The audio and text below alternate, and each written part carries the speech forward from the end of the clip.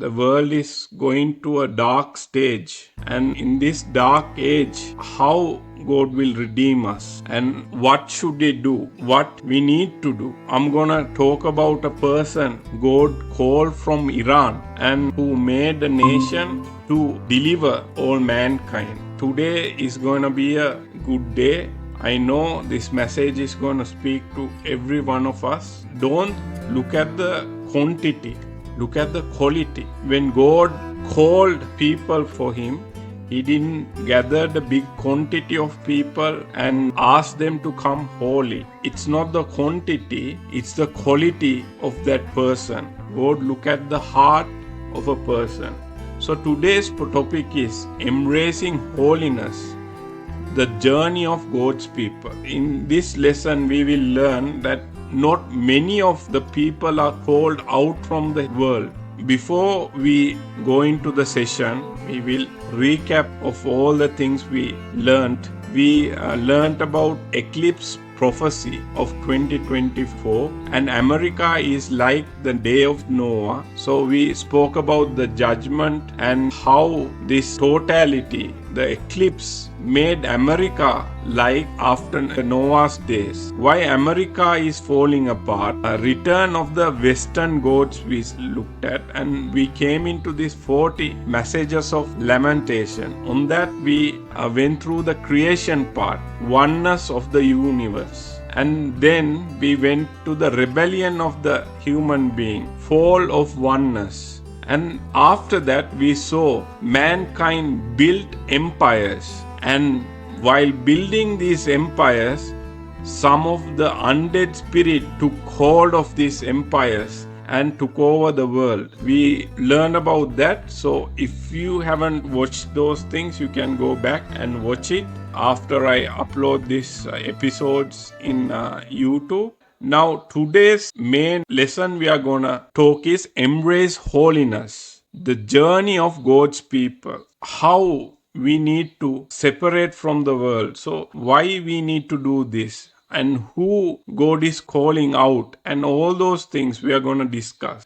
So we spoke about the return of the gods, and this return of the gods is a must watch before you come into this. The world without God was, after man disconnected with God, they started seeking other entities to offer their worship and seek help and advice.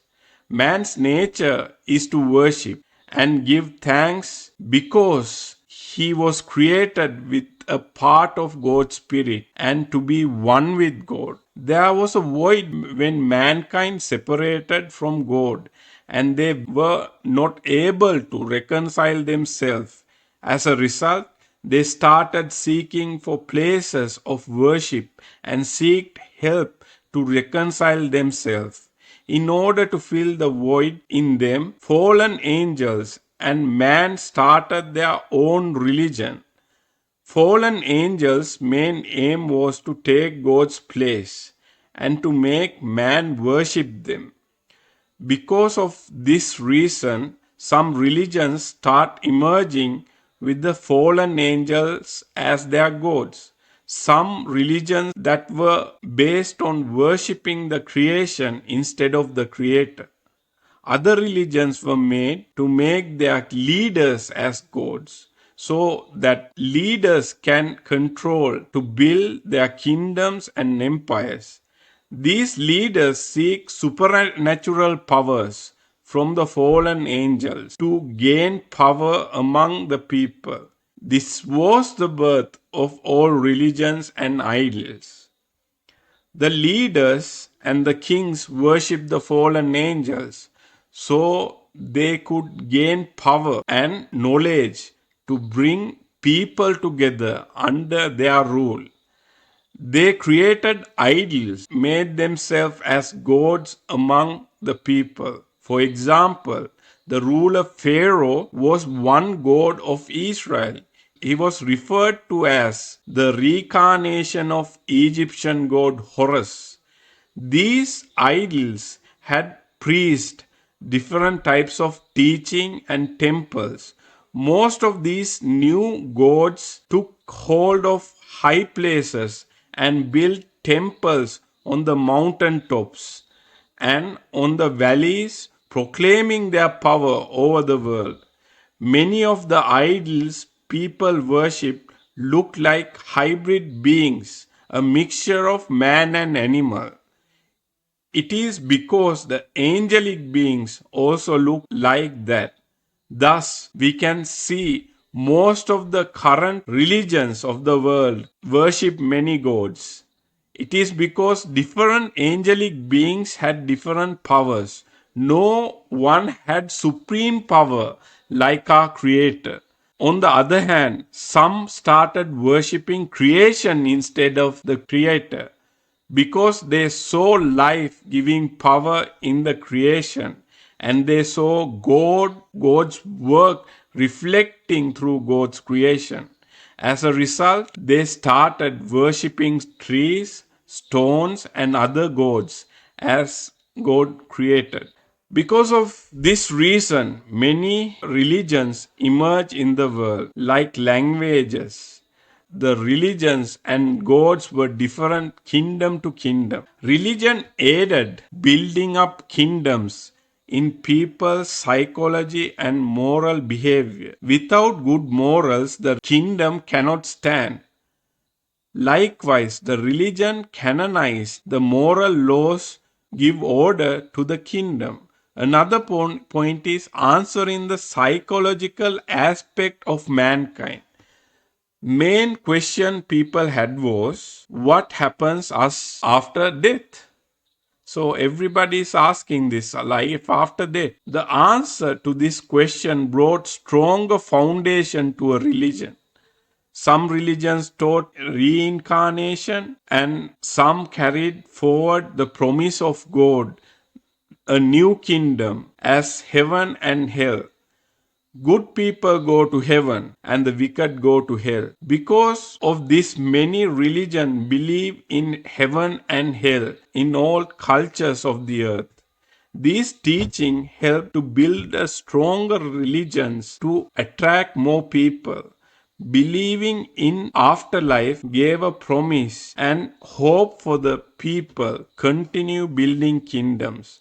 This made people to stop seeking God and worshipping Him. Thus, people started separating more from God. The gods people worship requested sacrifices from them. As Abel offered a sacrifice to God, people offered blood sacrifice to Satan. Some offered their children as sacrifice for prosperity, and some offered human sacrifice or self-offering to gods.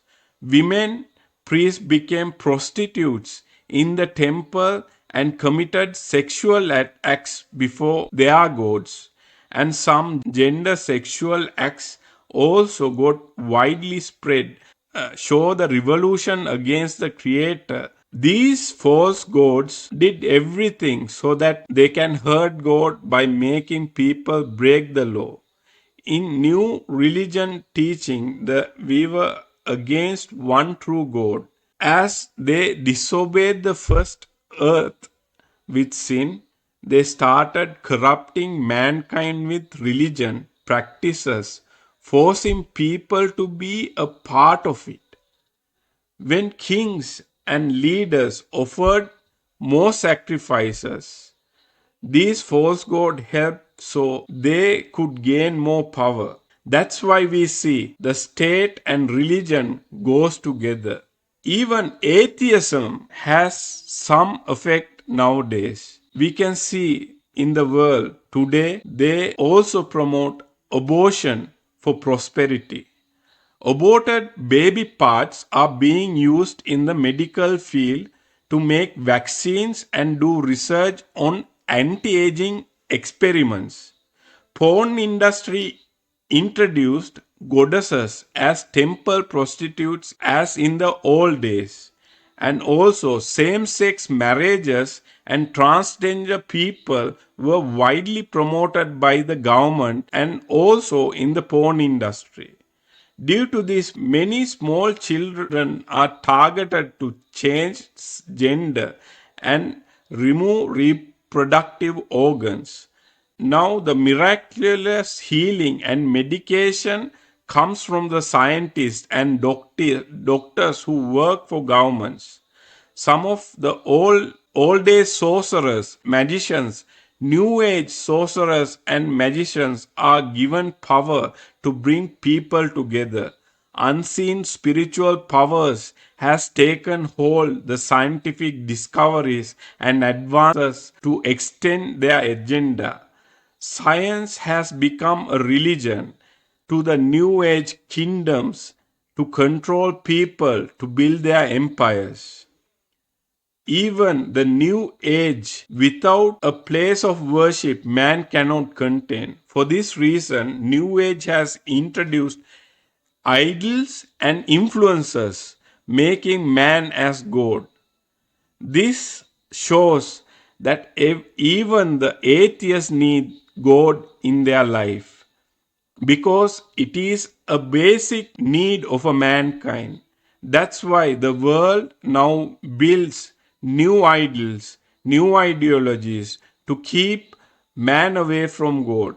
This is why gods and religions are important to build kingdoms.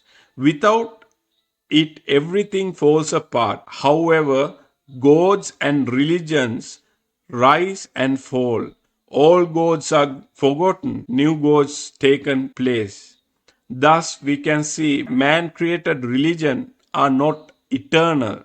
From the conception of the world, God is same. Even people worship him or not, his being is eternal.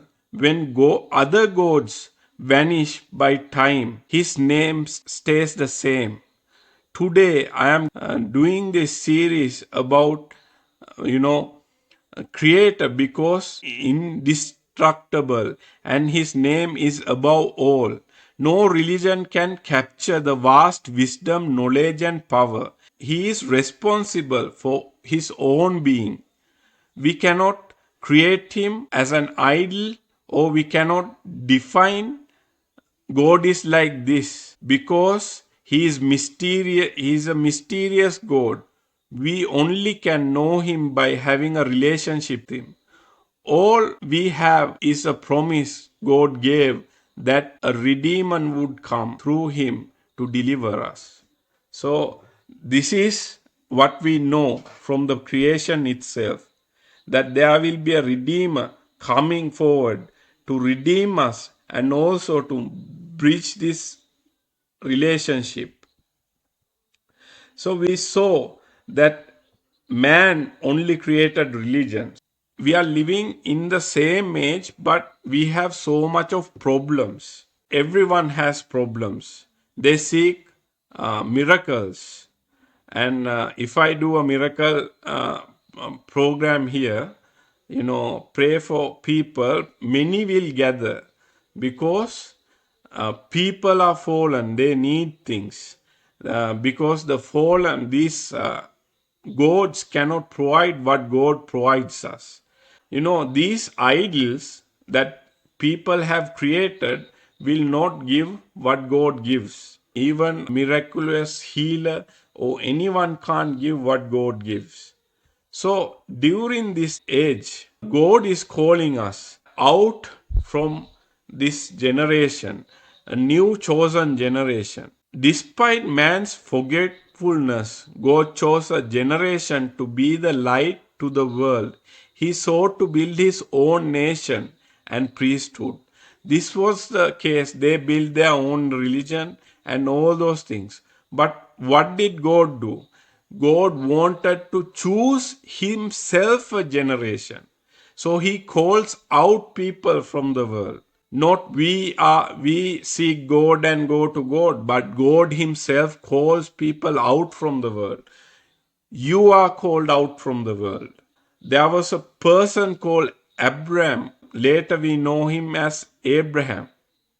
God selected him from Shem's lineage. He lived in a city called Ur, a technologically advanced city in ancient Mesopotamia. So God called Abram from a city called Ur. That city was in Iraq. Okay, now it is called Iraq. The Ur was situation in Iraq, and I said Nimrod came from that. The kingdoms came from that. He was living in a kingdom, Mesopotamian kingdom. So God called Abram from that. Abraham also had problems. He worshipped other gods and he did many things. Despite of that, no wealth he had and everything. His wife Sarai was barren, and his brother died in a young age and left Lot, his son, fatherless. So he had problems, family problems in that place. Like Abram, we also seek idols and people to come and deliver us. Abram was also like that. He was seeking for a redeemer. He was seeking for something. God spoke to Abram and said, he will be called out and he will bless him. A seedless family God choose. So Sarai was barren and she couldn't give birth to a child, and his brother was gone and left Lot fatherless, and he was with parents. He had all the prosperity, and he was living in most technological advanced city in ancient Mesopotamia, a place called Ur.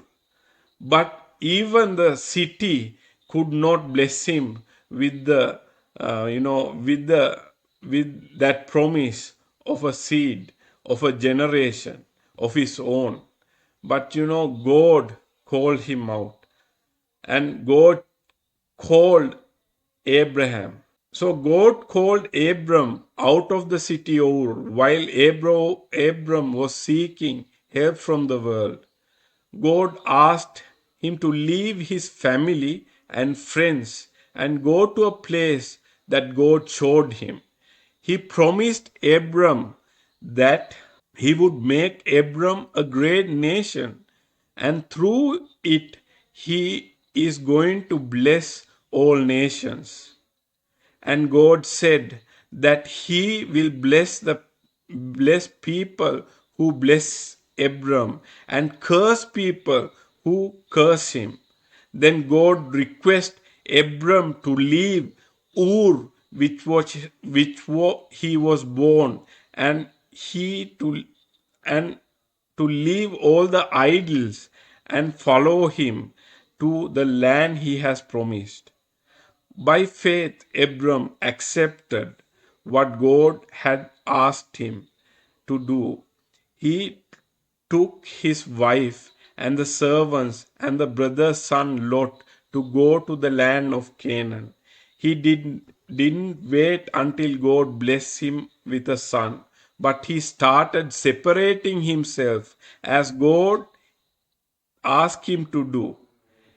He came to a land called Canaan, and that was barren and harsh. Many of the servants of Abram and flocks died while they were in that land of Canaan because of droughts that were spreading across Canaan. And at that time, during that period, Abram lost his faith, left Canaan to Egypt. When he entered the land of Egypt, he gave his wife to the Pharaoh because he was scared of his life, and told Pharaoh that Sarai was his sister. This shows Abram's faith in God was fragile, and he was not strong enough to be chosen generation to other nations. God called Abram to be the light to all nations while he was weak with mistakes in his life. We also sometimes in a situation like Abram was, when God calls us out from the world and face difficulties and promises, we lose faith in God.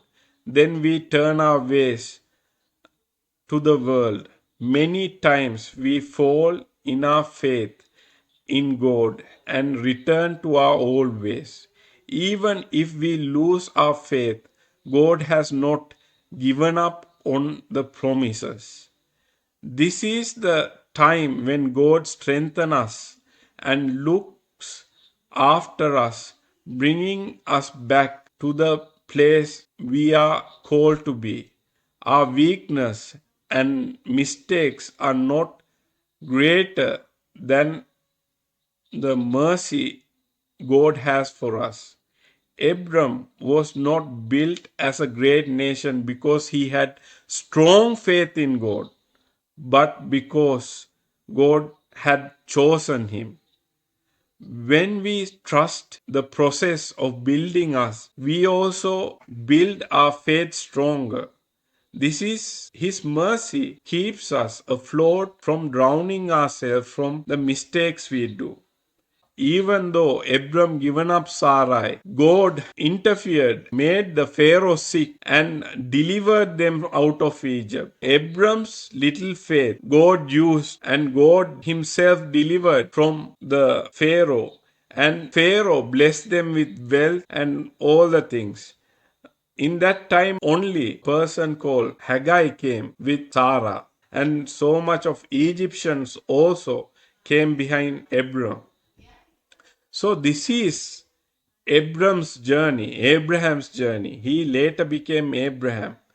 So what is this story? Why am I'm just talking about Abraham's story? What is this story got to do with us? In order to know that, we need to go to the New Testament. How Jesus called us out like Abraham. Jesus Christ is calling us, summoning the new generation. In John 16:33, I have said these things to you, that in me you may have peace. In the world you will have tribulation, but take heart and overcome the world. Jesus is asking us to come to Him. Only through Jesus we have peace. But in the world we have tribulation and problems. If we overcome the world, then we can have peace with God. We can have shalom, oneness. First John 5:4 says, "For everyone who has been born of God overcomes the world." And this is a victory that has overcome the world, our faith. Jesus is calling us, and He is creating a division between our family and the world. You know, Jesus said, these are words from Jesus. Come to set the world on fire and wish it were already burning. I have a terrible baptism of suffering ahead of me, and I am under a heavy burden until it's accomplished. Do you think I have come to bring peace to the earth? No, I have come to divide people against each other. From now on, families will be split apart, 3 in favor of me and 2 against me, or 2 in favor and 3 against. Father will be divided against son, and son against father, mother against daughter, and daughter against mother, and mother-in-law against daughter-in-law, daughter-in-law against mother-in-law. Then Jesus turned to the crowd and said, "When you see clouds beginning from in the west, you say, 'Here comes a shower,' and you are right. When the south wind blows, you say, 'Today will be a scorcher,' and so you fools. You know how to interpret the weather, signs of the earth and sky, but you do not know how to interpret the present times." Jesus calls us fools. We know how to forecast the weather. We know how to forecast things. We know how to forecast anything, but He is calling fools because we are unable to interpret the times. The world is wicked, and the world has created their own idols, and they are going behind the world. And Jesus said that he came to create a division, like Abraham separated from his family and all other Ur and the city of Ur and went to a barren land called Canaan. Jesus Christ is also separating us. Jesus is the one who is bringing division between the world and us. So our worldly friends will be divided from us. Sometimes families will be separated, and we can see this separation will come. And Jesus is asking us to not to love the world. And John spoke about the Antichrist. Before he spoke about the Antichrist, he said this. First John 2:15 to 17. Do not love the world or things in the world. If anyone loves the world, the love of the Father is not in him. For all that is in the world, the desires of the flesh and the desires of the eyes, pride of life, is not from the Father, but is from the world. And the world is passing away along with it its desire. But whosoever does the will of God abides with him forever. And in Romans, Paul says to the Roman church, do not be conformed to this world, but transformed by the renewal of the mind, that testing you discern and what is the will of God, what is good and acceptable and perfect. Okay, God's children, separation of the world is a must. We cannot be a chosen generation, or we can't be holy if we are confounded with the world. We work with the world, we worship the idols in the world, we do the things, the worldly things. If we are conformed with the world, we cannot be a holy generation. You know, in this period, in this fall, God is asking you to separate from the worldly ideology. Now we see in the Western world, same sex marriage is legal, and different things are legal. But God is calling us to a narrow path. That's why Jesus, in Revelation, it says, do not take the mark of the beast. Do not take the things that the beast, the government give. Do not take the mark of the beast. That's why it says in the warns us not to take the mark or whatever the one world government is telling us. Okay, you can't enforce things on me. I worship the only living God. Going in the narrow path is so difficult. God's children must separate from the ways of the world. This separation involves living according to God's principles and distancing oneself from worldly influences.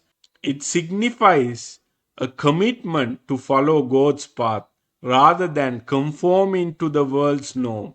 By maintaining this separation, believers can uphold their faith and remain true to the identity as God's children. So if the world says you can have transgender surgeries, you have to do this, that, I won't do that, because I am not from this world and I'm not conformed to the world. If the world says you can live together, no problem. You can use condoms, have sex before marriage, no problem. But I am not going to do that, because the law says not to do that. So we have to live according to God's laws and God's will and purpose. So we have to take the narrow path in order to become holy, and also to walk. We need to understand the laws that God gives us, and we need to walk and overcome these worldly things. This world is calling good evil and evil good. Because of this reason, we need to separate from these worldly places, worldly influences, worldly idols, and put more time to the word and more time to prayer and fasting, so we can our spirit becomes more stronger to overcome the world. So next time I will be talking about, how to strengthen our spirit to overcome this world and the things of it. You can't do things without knowledge of God. God will always send warning, In America, in Western countries, Christians were called, mocked as why they are not taking the vaccine. They are doing false this thing and that thing. In the media they were mocked, but by now the there were lawsuits against the vaccine. By now we know, because of the vaccine, many have passed away. Now they can't live, some can't walk, some can't do anything because they are partially paralyzed. Many had this effect, and they because they accept the world norm, they have sacrificed their whole life. However, the people who obeyed God and separated themselves, God Himself protected them. God told them how to eat, how to live. Even the famine and all the things came. God was with us, Jesus was with us. He was teaching us how to overcome these things, and He was teaching us. So, next, I will be teaching about how to receive the promises and how to overcome the world. And many of us have needs, have things. When we pray, we don't get that, but there is a way to get the things, to get the blessings.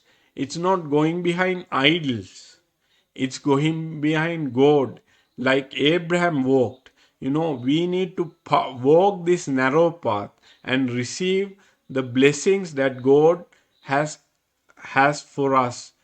So I encourage you to join next week for the next part of learning how to pray, how to read the word, how to read the direction, and also to how to fast and how to receive the things and how to separate these things. We are going to speak in this 40 messages of lamentation, and these messages will help us to lend and separate us from the worldly things.